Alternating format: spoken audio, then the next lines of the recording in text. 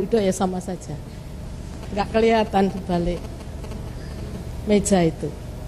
Nah, saudara-saudara sekalian, sejawat yang berbahagia, pada kesempatan ini saya ingin menyampaikan tentang penanganan terpadu kegawatan sarafana. Di sini memang ada satu hal yang agak khusus, yaitu istilah penanganan terpadu. Menurut WHO pada tahun 2010 kemudian dikuatkan dalam WH Assembly pada bulan Mei tahun 2011, dianjurkan kepada seluruh negara anggota untuk memulai atau untuk mengembangkan pelayanan terpadu dalam bentuk kolaboratif praktis dari semua profesi yang ada dalam pelayanan kesehatan. Dan itu disebut dengan interprofesional dan transprofesional teamwork dalam penerapan transprofesional kolaboratif praktis. Oleh karenanya, di sini mengandung beberapa unsur bahwa keterpaduan itu melibatkan banyak atau multi profesional dengan satu kolaboratif praktis. Berkolaborasi. Masih banyak di antara pemberi pelayanan kesehatan.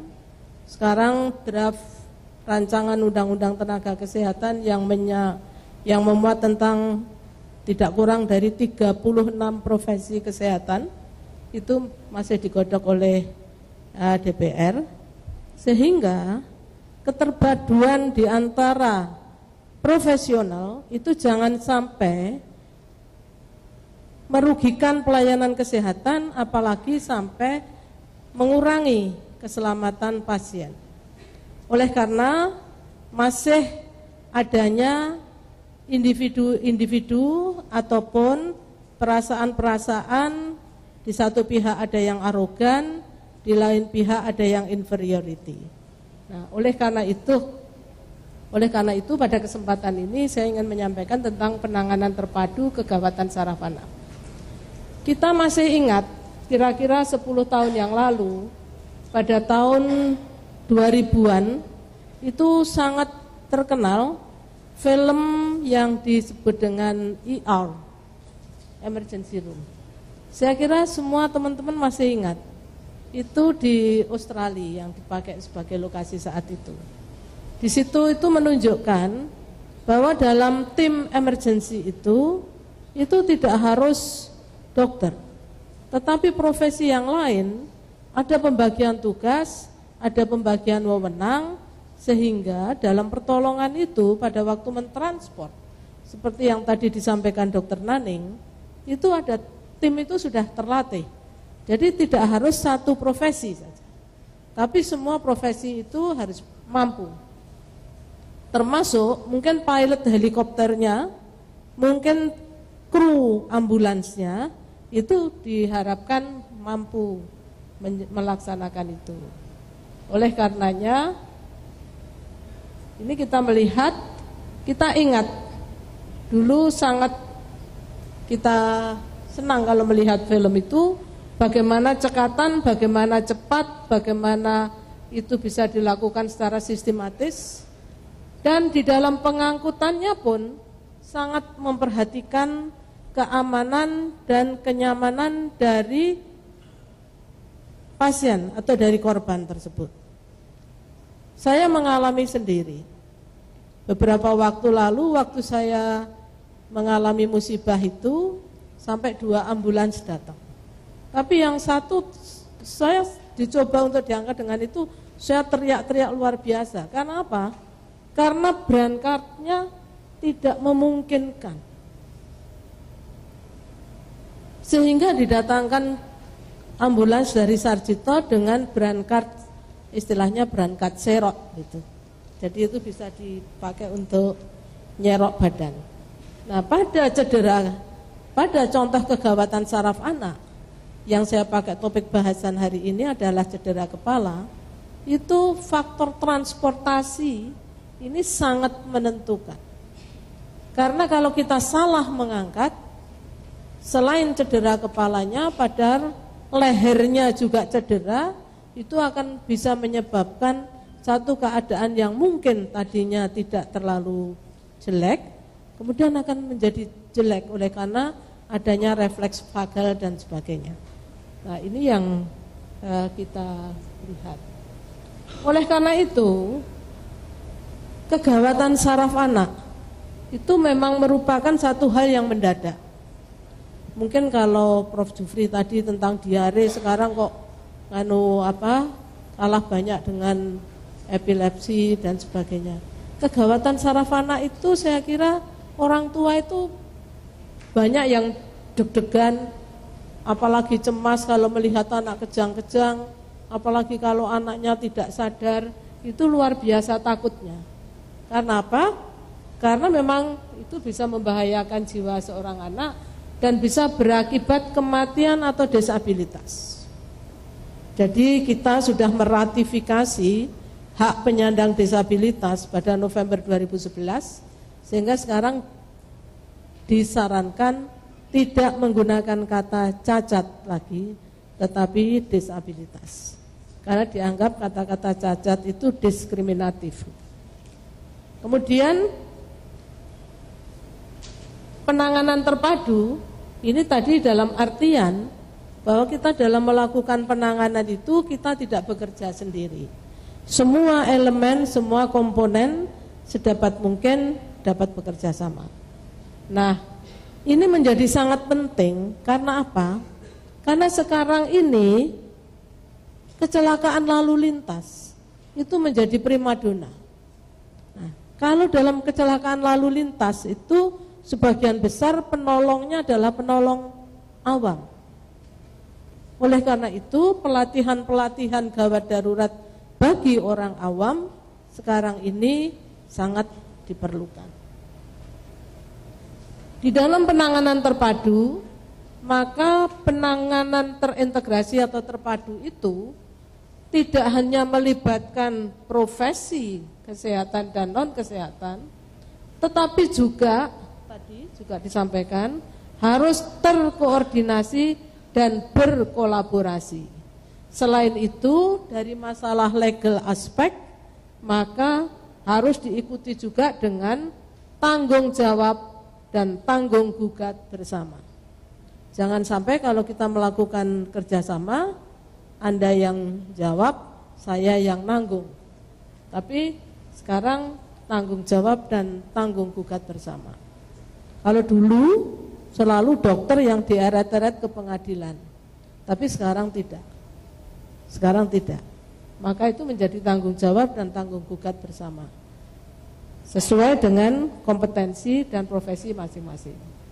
Nah, di sini jelas bahwa kegawatan saraf anak itu adalah keadaan yang membutuhkan pertolongan yang cepat dan tepat. Cepat, kalau hanya cepat saja tetapi tidak tepat, ini namanya buru-buru, kebat keliwat kalau bahasa Jawanya. Kemudian selain itu, di sini itu perlu keterampilan untuk mengenali dan mengatasi kegawatan dengan kompetensi tertentu. Dengan sendirinya, karena mengutamakan keselamatan pasien, maka semua tindakan atau perlakuan yang kita berikan itu harus berdasarkan standar yang populernya itu sudah berbasis bukti atau standar yang evidence based. Namun dalam kegawatan saraf anak berdasarkan standar saja itu tidak cukup. Kalau kita melaksanakan pelayanan berdasar standar yang evidence based dengan sendirinya, itu memang sudah benar dalam bahasa Jawanya itu, sudah benar. Tetapi standar yang benar dalam pelaksanaannya itu belum tentu benar, belum tentu benar, belum tentu tepat. Nah, yang paling bagus itu kalau benar tur benar, itu yang paling tepat. Karena apa? Karena kita sudah sesuai standar. Tapi waktu menerapkannya itu gerusa-gerusu, atau waktu menerapkannya itu kasar, itu bisa berakibat lain. Bisa berakibat lain. Sehingga itu yang disebut dengan value. Value atau nilai-nilai harkat dan martabat setiap pasien atau setiap klien yang kita hadapi. Setiap anak berbeda-beda. Apalagi pada keadaan kegawatan, orang tuanya ikut gawat darurat. Nah, disitulah pentingnya untuk kegawatan saraf anak. Selain kita melakukan tindakan-tindakan berbasis atau berdasarkan standar, tetapi kita harus juga disertai dengan hati nurani. Itu value di situ masuk. Di sini dengan sendirinya mengutamakan keselamatan pasien tadi. Oleh karena itu, kalau kita melihat dari buku Pediatric Neurology Emergency, itu ada beberapa keadaan emergensi utama pada kegawatan saraf anak. Mesti yang pertama adalah kejang. Ini nanti Dokter Heri ini yang akan menyampaikan. Kemudian penurunan kesadaran atau koma, hipoksia, cedera kepala, cedera tulang belakang, infeksi intrakranial, keracunan, kenaikan tekanan intrakranial maupun nyeri kepala.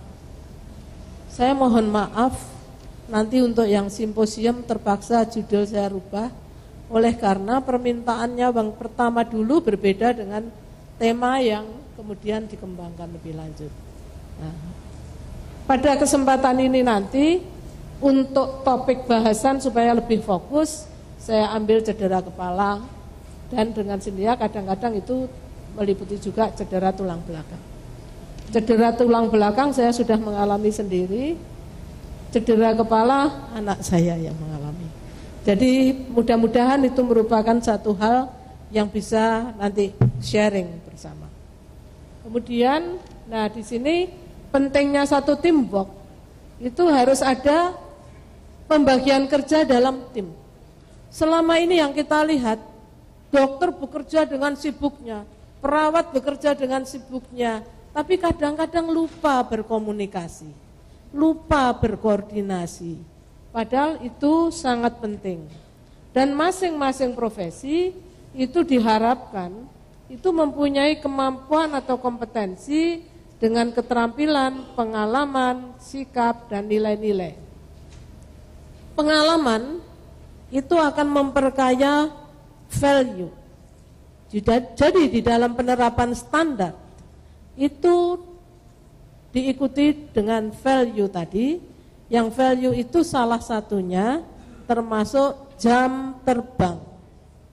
Pilot dengan jam terbang singkat dan pilot dengan jam terbang yang panjang, itu saya kira akan berbeda dalam menghadapi situasi-situasi kegawatan. Karenanya Rumah Sakit Sarjito sebetulnya sudah mempersyaratkan yang jaga di gawat darurat itu kalau residen harus yang sudah senior. Yang junior boleh ngikuti, tetapi yang senior dan terutama sebetulnya dengan spesialis. Nah, oleh karenanya di sini memang ada banyak hal yang perlu kita perhatikan, yaitu bahwa kekurangan dalam kolaborasi dan komunikasi akan berakibat dalam hal itu. Istilahnya macam-macam di sini. Kemudian ini kita lihat bahwa yang saya pakai contoh adalah cedera kepala. Ini bisa traumatik. Traumatik itu bisa kecelakaan maupun non kecelakaan.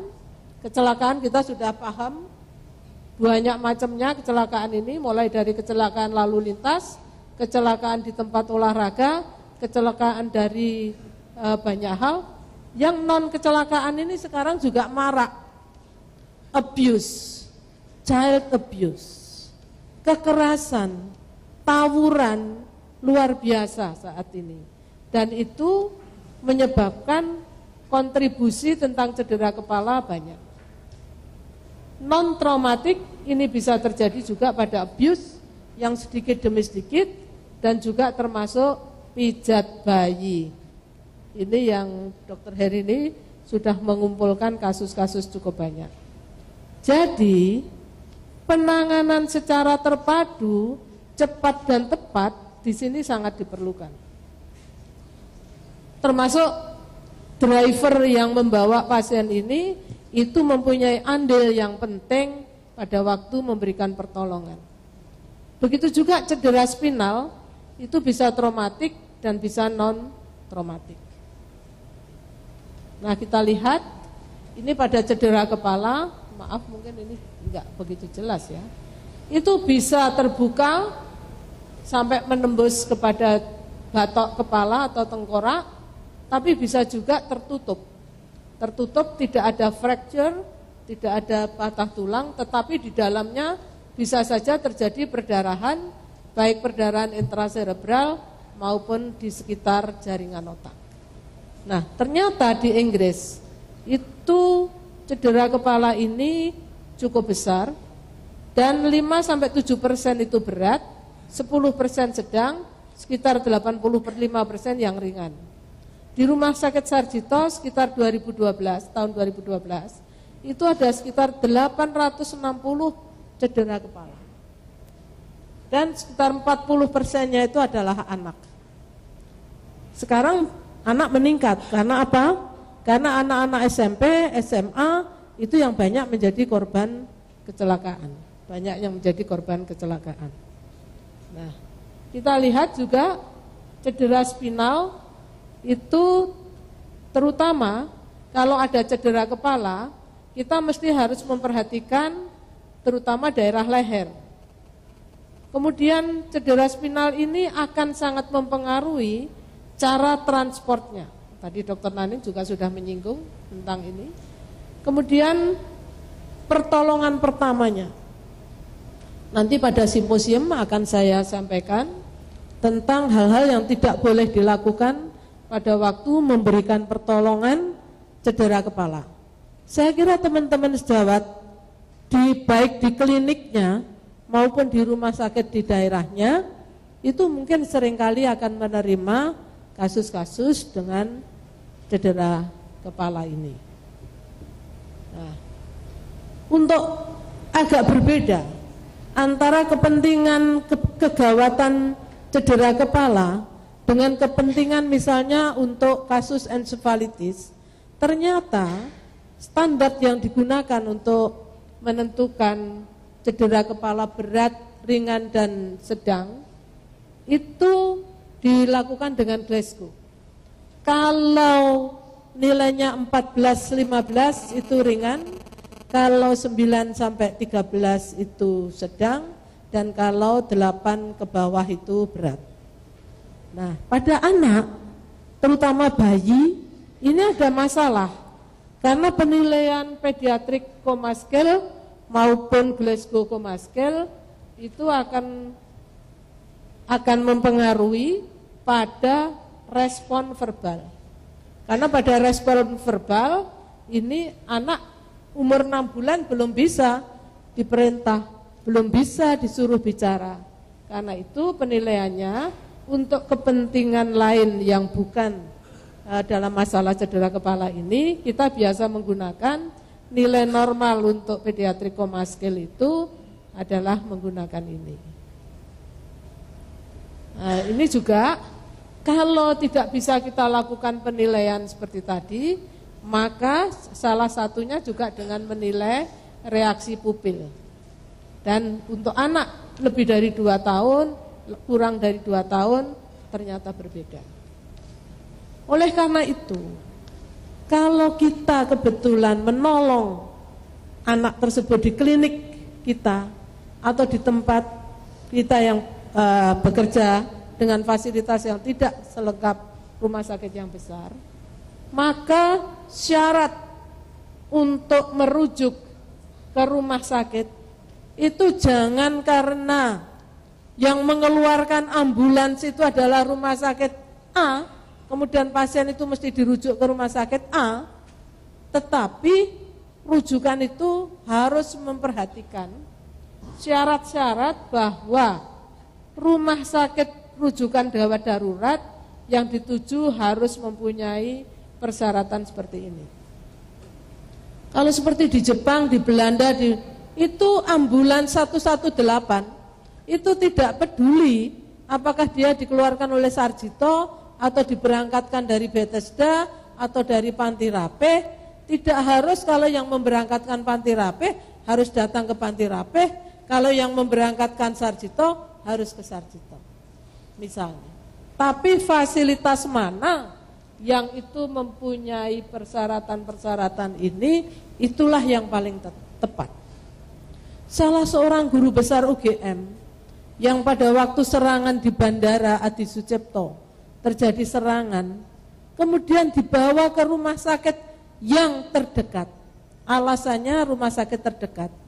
Padahal di situ tidak mempunyai fasilitas untuk mengatasi serangan jantung akut.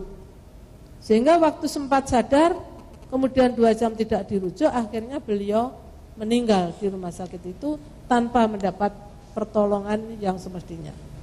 Karena itu pada cedera kepala, ini pertolongan itu harus betul-betul kita memperhatikan hal-hal yang diperlukan. Termasuk saat ini telah dikembangkan beberapa ambulans yang mempunyai fasilitas online dengan kru yang sudah terlatih penanganan gawat darurat traumatik pada anak.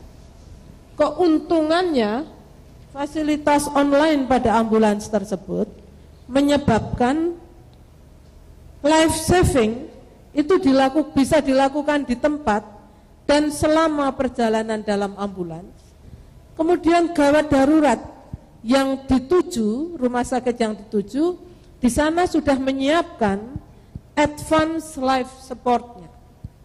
Jadi tidak lagi mengulangi life saving, tetapi kemudian sudah melanjutkan dengan advance life supportnya.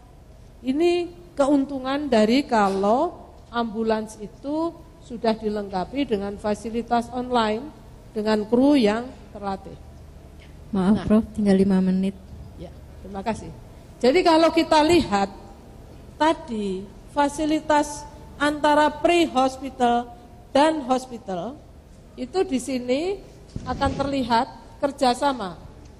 Sopir ambulans, krunya, kemudian yang ada di gawat darurat, ini menerima hal tersebut, kemudian diteruskan ke dokter, ke perawat, kemudian timnya. Nah, karena itu indikasi untuk dirujuk ini juga ada indikasinya, nanti bisa dibaca sendiri. Kemudian kalau anak itu juga ada hal-hal yang juga penting. Apalagi kalau kita menemukan adanya retrograde amnesia lebih dari 30 menit. Ini hal-hal yang penting. Selain itu, karena itu anak, ada spesifik, yaitu kalau ada kecurigaan klinis trauma non kecelakaan atau abuse atau kekerasan. Kemudian mungkin ada keadaan medis lain yang menyertai, seperti ada autis, ada gangguan metabolisme, kemudian kesulitan membuat penilaian DJS. Apalagi kalau tidak didampingi orang tua atau wali.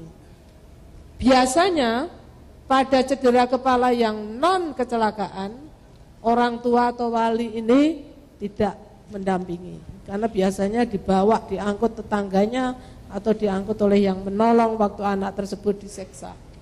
Nah, ini kemudian seperti tadi sudah disampaikan Dokter Naning, maka selalu untuk RW, breathing, circulation ini selalu menjadi pokok kita memonitor setiap keadaan kegawatan pada anak. Nah, ini skema atau algoritma, jadi kita bisa menilai GCS kalau kurang dari 8. Di sini sudah harus melibatkan spesialis anestesi atau spesialis gawat darurat seawal mungkin, kemudian juga dengan tim gawat darurat. Namanya tim gawat darurat berarti tidak hanya satu profesi.